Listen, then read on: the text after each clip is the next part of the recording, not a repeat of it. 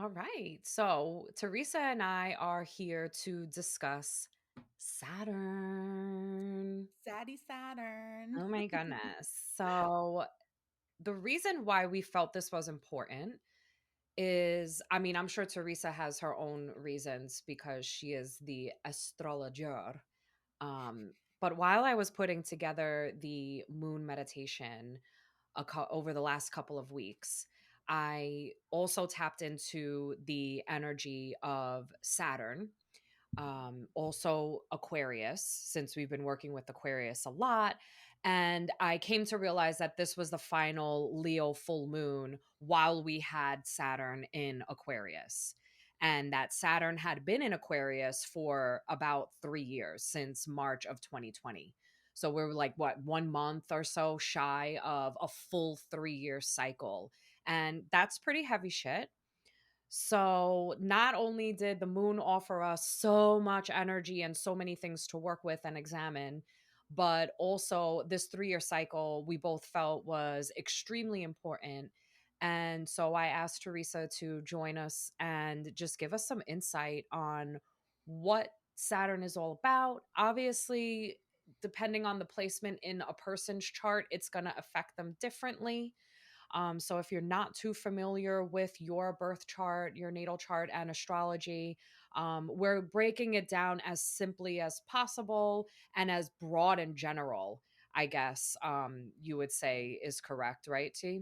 Yeah, absolutely. Yeah, just so that everybody can have bearings on how we have grown and changed in this cycle that we are now ending. And I personally think that this is important because we haven't even really begun as a society and as people to process the pandemic. Yeah, We haven't even had the time or the space for that. I mean, we're still absolutely. fighting over fucking eggs. Eggs are the new toilet paper. And it's like every month there is some distraction that pulls us further and further away from the truth of the trauma that we all have experienced on a collective. And I was extra intrigued by this cycle ending because I think this is the first opportunity now that we can really start to dive into what the hell happened? What the hell has gone on in the last 3 years and where am I? Yeah. So go ahead and give me your thoughts on all of that. Excuse me. So, Saturn is a planet of karma. It's a planet of discipline. It's a planet of lessons. In astrology, they usually refer to it as like the strict father, which is why earlier I was like, oh, Daddy Saturn, because he's here to kind of teach us lessons that we need to learn and also to kind of like help break those repetitive patterns that we kind of find ourselves in. So, as you stated earlier, Saturn moved into the sign of Aquarius on March 21st of 2020. Mm, And like that's like almost like exactly like to the day that like people started staying home for like COVID and all of that stuff and like the 2 week, everybody stays home to, kind of thing. And it's extending until March 7th of 2023 where it moves into the sign of Pisces. And Aquarius is very much the sign of like our hopes, our dreams, our social lives, our ideals, our principles, our contributions to our community, things of that nature. So, with all of that, I feel like during this 3 year cycle, a lot of the stuff that we have been facing is like our daily habits, our daily schedules. Like, what can we put up with and what are we not putting up with anymore? Like, where are we kind of taking the reins of our own lives and kind of stepping into it with like a new perspective and a new light and kind of trying to balance like what is healthy for us versus what needs to be let go of. So I feel like with Saturn being in Aquarius and being the sign of being the planet of discipline, and then Aquarius also kind of being like, I would say, like, I don't want to use the word chaotic, mm, but excuse me, definitely rebellious, you know? mhm, So it's like, what are the parts of our lives that we kind of rebel? And where can we find balance in the rebellion? I would mhm. say is a lot of the lessons that have come up over. the past couple of years for this general placement of Saturn in Aquarius. Right, because I remember even tapping into the new moon in Aquarius a few weeks ago, of the topic of rebellion coming up. And, the rebellious behaviors were just our protective aspects that we brought into our lives when we were kids in order to block out the pain that we were experiencing, or whatever it may be. So now that we have grown and changed as individuals, where does that rebellion still take place? How heavy do we identify with it? And does it serve us anymore? Do we need to have those behaviors in our life keeping us in a timeline that perhaps we're looking to shift? And if we're not open to ch- changing the ways in which we do disconnect or disassociate, even, or escape or run away. I remember using an example like those times where you want to run into the woods and like just leave everyone and everything behind and crawl under a blanket and So Aquarius. yeah, not want to deal with anything. um those protective barriers that we built served in the sense that it got us through challenging times, but as they become habitual and then a part of our patterns, where do we want to release certain things that just keep us stuck now? Yeah. So the first thing that I can kind of tapped into as you were talking about Saturn was karma. Mhm. So I think just kind of really making karma very simple, because I think that we're in such a society where people are like, "Oh, you're gonna get yours," and people are like super, interested in everybody getting their negative karma brought back to them, which just brings you more negative karma to yourself as you're wishing upon them, whatever it is. It's like energy is karma, and that's all that it is. It's Yeah. the energy that was passed down to us that we work with on a regular basis, and energy is our movements, our actions, our thoughts. And the more we can keep that energy in a higher alignment and in truth and in wisdom and in grace, the more of that will come back to us. So I just think that breaking down karma into something as simple as just energy Yeah. might bring some clarity for people as well, because I think people kind of get a little lost in, well, why does this happen in the world? Why are people suffering, starving, children getting cancer, even, like how does karma work with that? Like Right. how does karma tie into that? And it's like some things we'll just never be able to answer. Yeah. I feel like karma is also attached to all of the people involved in the scenario and the situation. So sometimes souls are brought here for us to have experiences that we'll never be able to explain. And it's Right. unfortunate that their purpose was to perhaps endure suffering, but essentially we're all suffering in our own ways. So I think that I find people get a little stuck with the interpretation of karma, because it is tricky to understand why bad things happen to good people, essentially, or Right. the good die young, like what the hell kind of karma is that? It makes like no sense. And I feel like the more people that you're connected to and associate with, the more of their energy or karma you may be connected to. So it also brings me to a place where I'm like really choosy with who I want to associate with, because I don't need anybody else's lessons being learned through me. Right. So get And I out of also here. I also feel like it's very interesting because, like, even to, like, in this conversation of Saturn, like, bringing up soul contracts too, Mhm. it's very much like he's very much involved in that as well. Mm, It's like and no matter what, these same lessons are gonna keep popping up over and over and over again until you decide to actively make a change, or right. until you decide to actively step out of your comfort zone and put yourself into a place of just like expansion and higher learning. Like, so like in with astrology, I also am a protect like a practitioner of witchcraft, and I use the planets in my day-to-day like craft, because and with Saturn it's like working with something that is a very long and extended thing. It's like if you're looking for like something fast, if you're looking for a fast result or like a fast change, like working with Saturn is not the planet that you're going to be working with, Right, this is because for the long haul with Saturn. right, absolutely. Saturn Mhm. wants you to continuously be working to step into like your highest power and your highest self, and put the effort towards things. Like I love working with Saturn in manifestation for long-term things, because as long as you're putting in the work and allowing yourself to truly tap into your highest potential, you're going to see the lessons with Saturn come through in a more positive way. When you're ignoring the lessons and just keep repeating the same old patterns, that's where like you're kind of stuck in this like endless loop of just decisions and lessons and all of that stuff.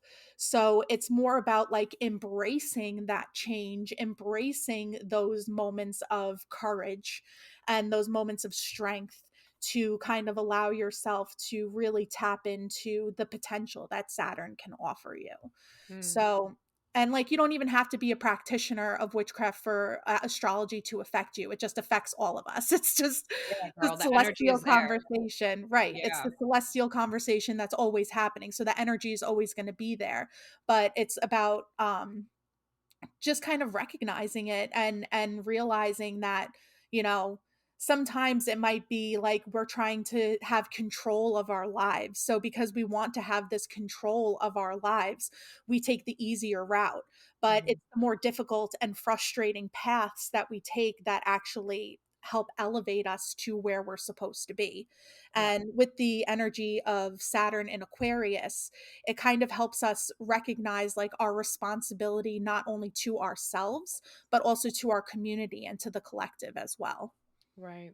Which is why I really love that combo, because we have had 3 years now to figure out who we are as individuals and how we want to sit at the seat of the table now of life in conjunction with everybody else who may or may not have been doing the work. And that's not our responsibility or our business.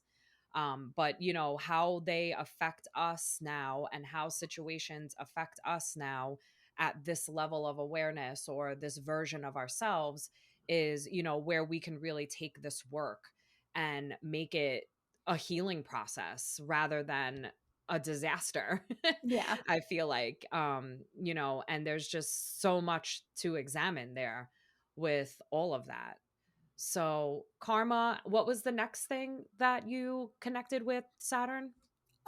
Just like discipline Discipline, and lessons, and just kind of like the vibe of just like work hard, play hard, you yeah. know?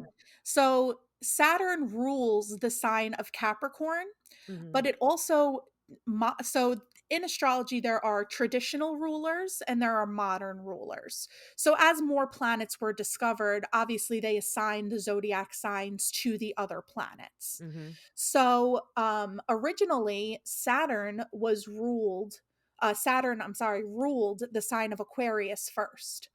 And some people don't really understand where Saturn, being such a strict planet, can rule such like a free sign. Mm. But if you really look at Aquarius on a deeper level, where they are, yes, rebellious and all of those things, they're also very regimented in a sense that they like to have control, essentially, you know, and they Mhm. like to be able to control their individuality, control their rebelliousness, you know. And even though control can be a little bit of a dirty word at times because it attaches to like just holding on to things, at the same time, through them learning how to control, it also teaches them how to let go.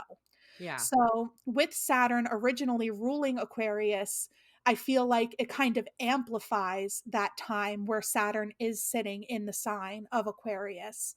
But it also rules the sign of Capricorn too. So I like to look at that a lot deeper because I feel like Capricorn and Saturn, like they're very, very similar in the things that they represent. So daily habits, um, material things, building a business, building our lives in general. It's very much like, even though I feel like Capricorns get a bad rap because they do tend to be a little bit more, and so do Aquariuses, can be a little bit more cold. But I also feel like them being cold isn't a reflection of other people. It's just we have so much work to get done Yeah, while we're here right. that sometimes they just can't put up with mundane stuff, you Yeah. know? So I feel like with Saturn, Saturn is very much like, yes, focused on the mundane in the sense where it wants like security and safety and protection. But on the other side of it, also, it wants you to be as free as you can be while still having the reins of your life under control. Does Well, that make sense? that's really what it exactly means to me because, a couple of things I'm tapping into as you're saying all that is it takes discipline to be able to do the work to have the freedom. Yep, Because absolutely. otherwise freedom can be mistaken for, chaos, Yep. where it's like, I'm not gonna care about this, I'm not gonna follow the rules, I'm not gonna do what I'm told, and I'm gonna go against authority and structure, and also I feel like a fucking lunatic, and Mhm. my life is a disaster because I have no structure and stability. Right. So this is definitely connecting me straight to root chakra Yeah. because that's what it is all about is just building that foundation to have the structure, to have the comfort and the stability that's going to give you confidence so that you can move freely and not be worrying about how am I going to survive? Yep. This is straight going from surviving to thriving.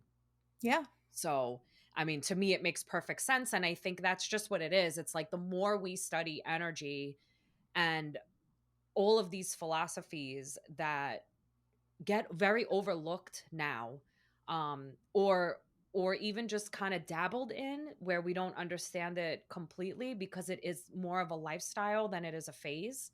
Right.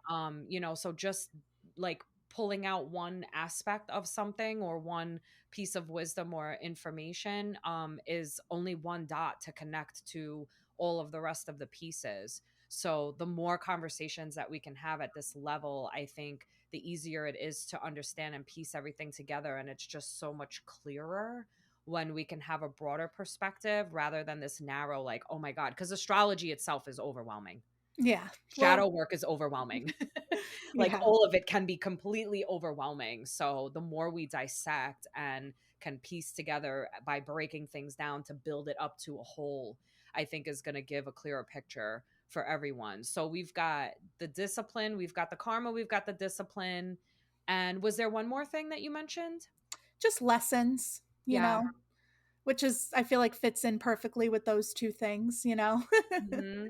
And it's all about the journey, it's not a destination. Mhm. That's the biggest thing with, like you were saying, with shadow work and astrology and continuing, like, your spiritual path, like, and I know you discuss this all the time because it's just I feel like in this conversation, it's important to bring up just that it is a journey, not a destination. You're never like, I don't wanna use the word never, but, like, you're always going to be learning. And especially when it comes to astrology, like astrology is like an onion and you're just constantly peeling away at all of the layers and it just keeps getting deeper and deeper and deeper. And I know it's the same way with a lot of other spiritual practices. So, I just find it interesting because there's just so many levels of the depth, that you can really tap into on everything when it comes to astrology, not just Saturn and Aquarius. Right. That's why we're just keeping it simple. This is Yeah. simple, guys. Right now. Okay, so we kind of covered the basis of what Saturn represents. And also now Aquarius being that individuality so that I can fit into a bigger collective, right? Because I feel like the more comfortable and stable and secure you are in your foundations, the more people you'll probably have like that around you that will also just be powerhouses in life, you know? And that doesn't need to be aggressive either, because that would be an overblown root chakra, or, you know, taking it to the other angle where you are, overextending in this way. But you know, you're going to obviously have more people around you that are going to feel comfortable in their softness, and as well as in their truths, as well as standing up for themselves when they need to, and also not fighting battles that just don't concern them. So your whole life is going to feel different the more you surround yourself with people that have done the work, because again, their karma or their energy is going to show up for them in ways that's going to be at a higher vibration, because they're not living in the confusion of it all. And that doesn't mean that a person that is self-aware has to have any clue about astrology or shadow work. Even, you know, some people are just gifted to naturally be here and be really comfortable in their own skin. Fuck you people, I don't know who you are, but Yeah. you know, it is quite possible to not have to do this level of healing. um and so we have these conversations for those of us that are seekers in this way, so that we can feel united as well as comfortable in our individuality of our own stories and our own journeys. Because, you know, as you said, and as that's what motivated me to put the moon meditations together in the first place. And this is like my 6th year doing them now. The energy is there, and it's going to impact us on a frequency level, on a Yeah. vibrational level. And how we move and dance with that energy is going to be a little easier the more awareness we bring to what it means and what it connects to and what it holds. And you know, some people are super interested in that and others aren't, and that's totally okay. So when we connect our foundational structures, and again, just connecting like Saturn and even Aquarius to just like more masculine energies, that are going to be the authority figures, the again, the structure and just the way in which we have boundaries, even, to know what's right for us and what isn't. When we start to connect that and tap into who we are as an individual, because the the things that we were given as far as structures go in our family dynamics may very well change as we evolve.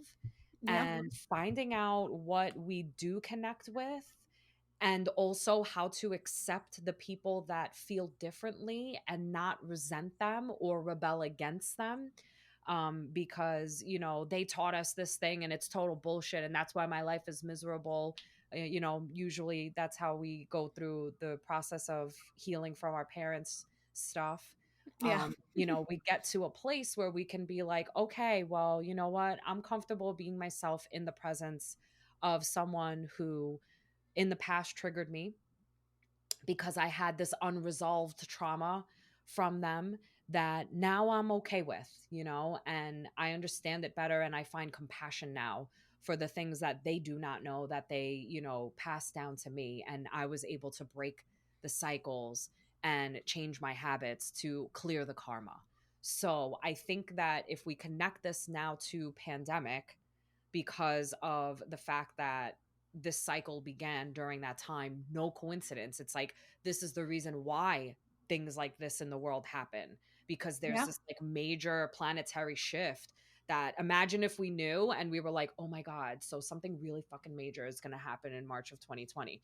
I think instead we were all just like, "Oh my god, this is my year, 2020, clear vision, all this stuff." And then it was like, I don't think Yeah. so. You know, so there is this like awesome level of clarity that we can find when we go back and examine, okay, where do I stand in this cycle? Where, you know, how have I been affected and where have I grown? Yeah, and I feel like this time has been so revolutionary in so many ways, you know?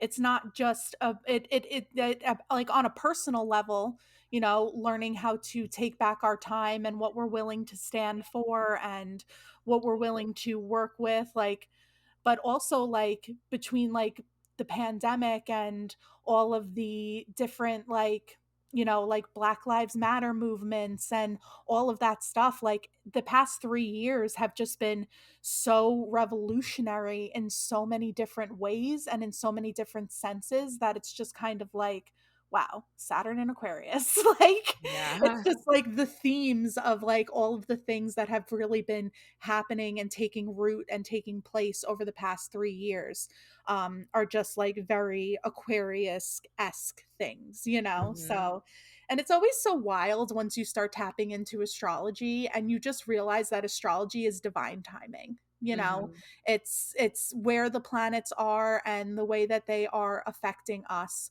on a day-to-day basis. And you know, all of the planets affect us collectively, but planets like Saturn and Uranus and Neptune and Pluto, they stay in zodiac signs a lot longer than like the sun, the moon, Mercury, all of those planets.